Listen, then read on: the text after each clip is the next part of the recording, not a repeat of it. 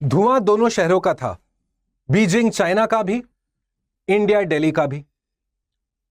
पर चाइना ने इस स्मॉग के प्रॉब्लम को सॉल्व करने के लिए कठिन परिश्रम किया, कठोर कदम उठाए। भारत में आज हम भी सवाल पूछते हैं, क्या इस सीजन स्मॉग का प्रॉब्लम होगा? चाइना ने रातों रात अपना ट्रांसपोर्टेशन सेक्टर बदल दिया, इंडस्ट्रीज को हेविली रेगुलेट किया, 100 मिलियन से ज्यादा पेड़ पौधे लगाए, और आज हम अभी भी बातें कर रहे हैं।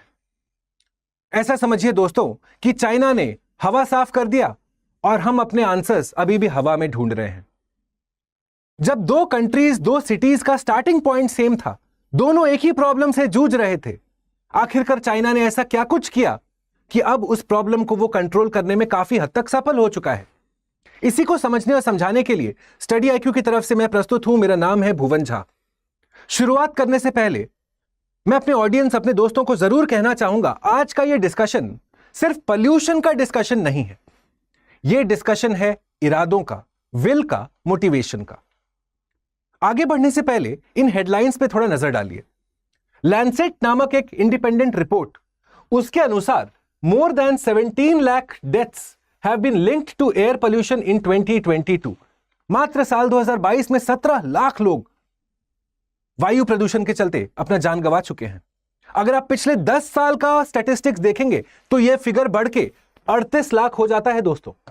What an immense waste of human resources. और वहीं आप चाइना का भी हेडलाइन देखें, साल 2013 में यह हेडलाइन आता है, Beijing announces emergency measures amid fog of pollution. तो जैसा मैंने कहा, स्टार्टिंग पॉइंट दोनों कंट्रीज का सेम था। चाइना ने अलग क्या किया? They started with a national level policy, एक टॉप डाउन अप्रोच, और इस पूरे स्ट्रैटेजी, इस पूरे पॉलिसी का इंप्लीमेंटेशन की शुरुआत हुई बीजिंग, उनके कैपिटल से, जहां पे हम देखते हैं कि एसेंशियली चाइना ने TIM यानी कि ट्रांसपोर्टेशन सेक्टर, इंडस्ट्रीज और मॉनिटरिंग के ऊपर बढ़ चढ़ के काम किया। ट्रांसपोर्टेशन सेक्टर में सबसे पहले उन्होंने बीजिंग में कुछ एरियाज को लो एमिशन जोन्स नोटिफाई किया, यानी कि अब उन एरियाज में घुसने के लिए या तो आपके पास क्लीनर गाड़ी हो, ग्रीन फ्यूएल्स हो, रिन्यूएबल्स के ऊपर आपका चलता हो गाड़ी, पेट्रोल डीजल वाले अलाउ नहीं होंगे, या आप पब्लिक ट्रांसपोर्टेशन का उपयोग करेंगे।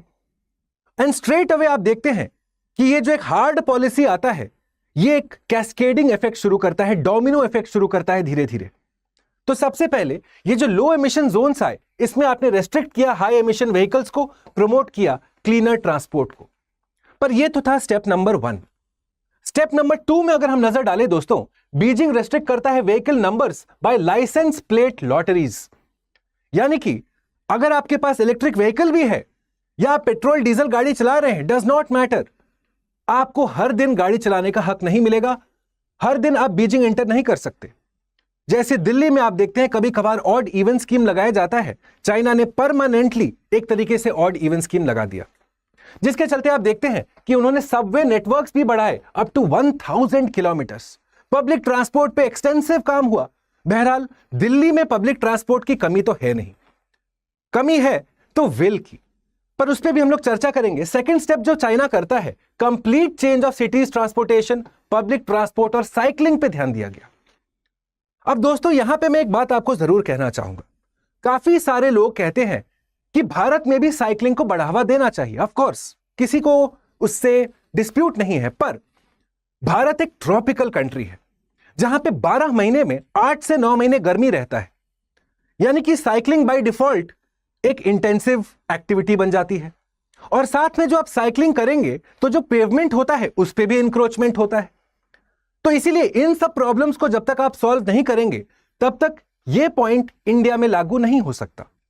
सिमिलरली आप देखते हैं by 2020 electric vehicles accounted for 40% of new sales. क्यों? क्योंकि भाई लॉटरी सिस्टम है। अब तो आप पेट्रोल और डीजल गाड़ी लेके बीजिंग के अंदर नहीं जा सकते हैं, तो लोगों ने एक शिफ्ट किया, चेंज किया, इलेक्ट्रिक व्हीकल का अडॉप्शन बैठा। पर ना सिर्फ व्हीकल का सेल हुआ, उसका बैक एंड इंफ्रास्ट्रक्चर, गाड़ी को चार्ज करने का भी तो पॉइंट चाहिए।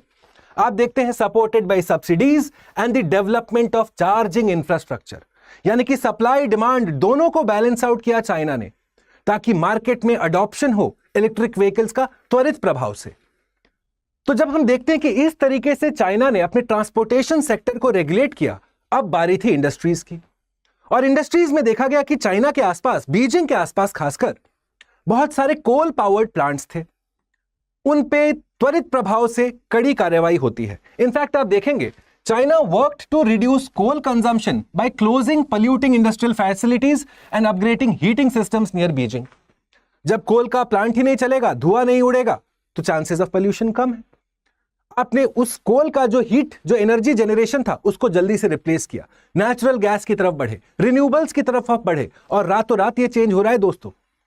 आप ध्यान दीजिए, 2013 में चाइना को प्रॉब्लम होता है वैश्विक स्तर पे, उसका थू होता है एक तरीके से, और 10 साल के अंदर अंदर चाइना इस प्रॉब्लम को सॉल्व करने में सक्षम है। क्यों? कठिन परिश्रम, कठोर स्टेप्स लिए गए हैं।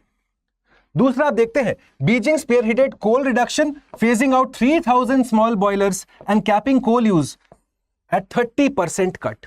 1/3 से घटा दिया कोल, और कितने सालों में? 4 सालों में, 2013 से 2017। तीसरा, नेचुरल गैस और रिन्यूएबल्स का अडॉप्शन ज्यादा होता है। तो आप देखते हैं transportation taken care of, industries taken care of. अब मामला था मॉनिटरिंग का, अब मामला था अफॉरेस्टेशन का, और उस पर भी चाइना ने बढ़ चढ़ के काम किया।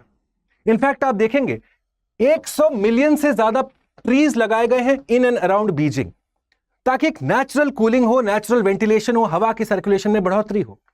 Side by side monitoring advanced dramatically. Nationwide network of 1500 stations provided real time PM 2.5 data.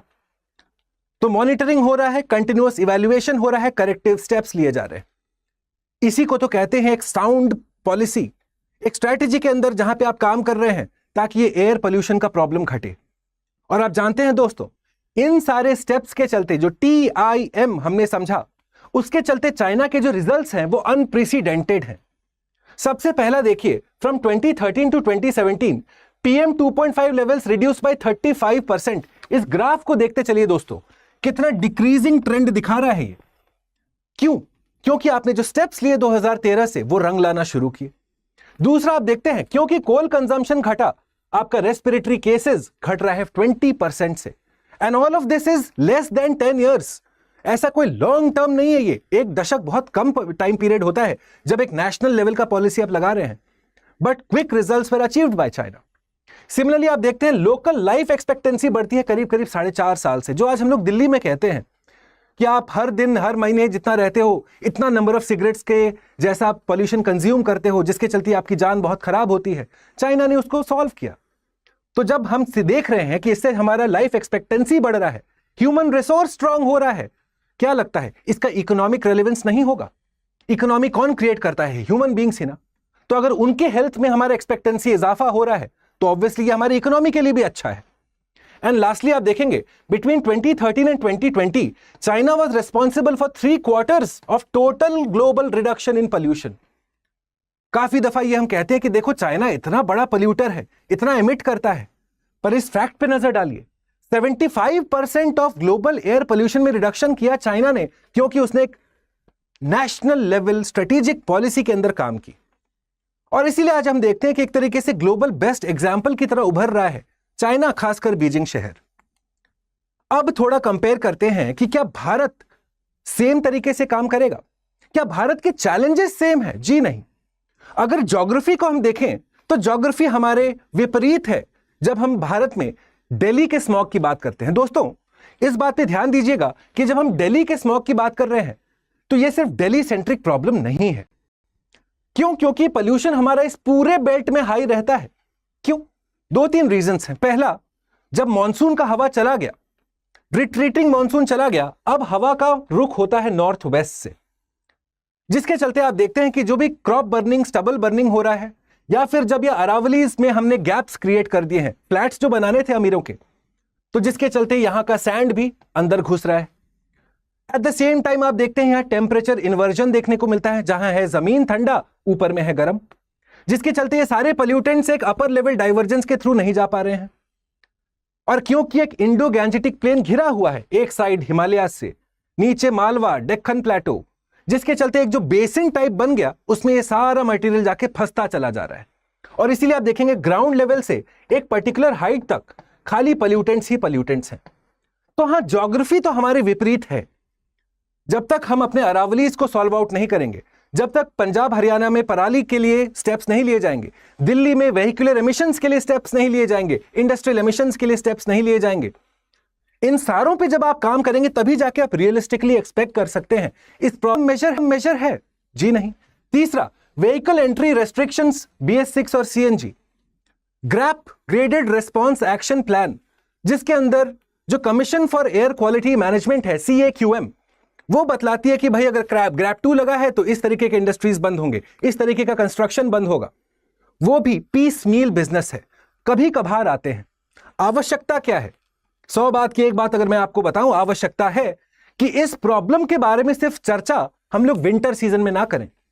इस प्रॉब्लम का चर्चा, इस प्रॉब्लम पे स्टेप्स लेना शुरुआत हो जानी चाहिए उसकी समर सीजन से ही। तीसरा, आप देखेंगे रोड स्वीपर्स और डस्ट कंट्रोल। दिल्ली में आप कहीं पे भी जाएं, चाहे आप नोएडा जाते हैं, दिल्ली जाते हैं, फरीदाबाद, गुरुग्राम, कहीं ना कहीं, कभी ना कभी, हर समय कंस्ट्रक्शन चल ही रहा होता है। चाहे रोड बन रहा है, चाहे मेट्रो बन रहा है, चाहे फ्लैट्स बन रहे हैं, जिसके चलते ये सारा डस्ट अब रिलीज हो रहा है, हवा के माध्यम से point A two point B जा रहा है और इस टेम्परेचर इन्वर्जन के कंडीशन में और पोल्यूशन में अपना इंपैक्ट दे रहा है। लास्टली आप देखेंगे क्रॉप बर्निंग बैन इन्फोर्समेंट। जो कुछ स्टेट्स में हम देखते हैं क्रॉप बर्निंग को लेकर अभी भी स्टेप्स लिए जा रहे हैं, वो कहां तक सफल हुए हैं वो तो समय ही बताएगा। पर यह तो बात आप अग्री करेंगे कि इन सारे स्टेप्स में लॉन्ग टर्म पर्सपेक्टिव नहीं देखने को मिल रहा है। तो आखिरकार आवश्यकता क्या है दोस्तों?